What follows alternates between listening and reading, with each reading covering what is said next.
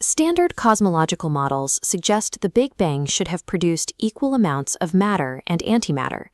However, observations of the cosmic microwave background and galactic structures show that the early universe favored matter by a ratio of nearly 1,000,000,000 to 1. The missing antimatter remains a central contradiction in physics. The CPT symmetric universe framework addresses this by describing the Big Bang as a whale node, a topological mirror. In this model, our universe expands forward in time, while a mirror anti-universe expands backward.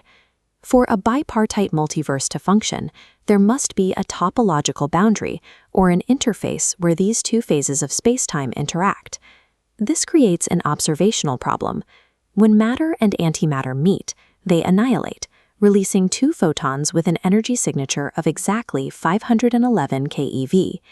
If the boundary between these universes were a rigid wall in empty space, we would detect a uniform 511 keV gamma-ray signal across the sky.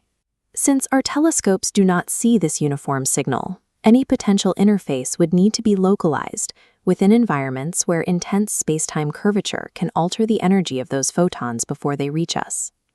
Within the accretion disks of rotating Kerr Newman black holes, baryonic matter is subjected to some of the most intense gravitational forces in the observable universe. As shown in this cross-section, the region between the static limit and event horizon is the ergosphere. Here, matter shifts into the antimatter phase. Annihilation occurs continuously, but escaping energy undergoes the Penrose process, accelerated by the black hole's rotation. The unique mass and spin of the black hole subject the escaping 511 keV photons to gravitational redshift. This stretches the light, turning a sharp gamma-ray spike into a broad spectrum of X-rays. The annihilation signal is hidden within the accretion disk's thermal profile, its frequency shifted by the specific metric of the host black hole to look like standard radiation from superheated gas. Moving from a forward-time universe into a backward-time anti-universe introduces a paradox.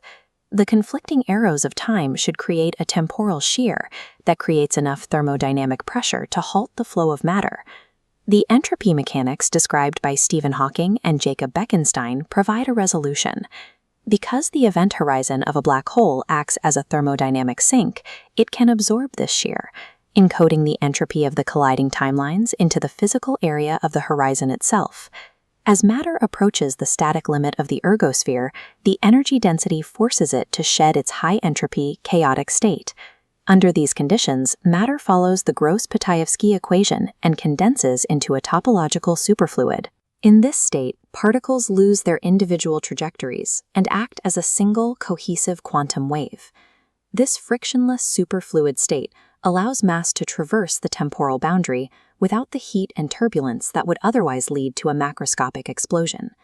This Penrose-Carter diagram maps the full geometry of a black hole.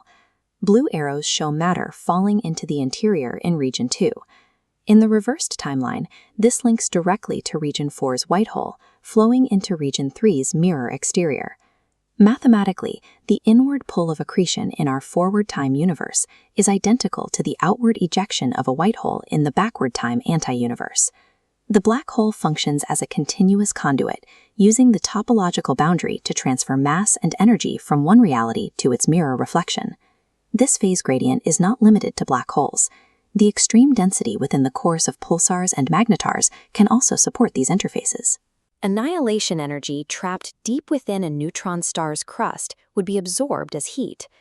This provides a potential explanation for why some ancient neutron stars remain hot long after they should have cooled according to standard stellar models. Next-generation instruments like the James Webb Space Telescope can test these predictions by measuring the thermal baselines of isolated pulsars, or by reversing the gravitational redshift of quasar X-ray spectra to see if a precise 511 keV peak is recovered. Black holes and pulsars serve as the active, distributed architecture, stitching together the two halves of a CPT symmetric multiverse.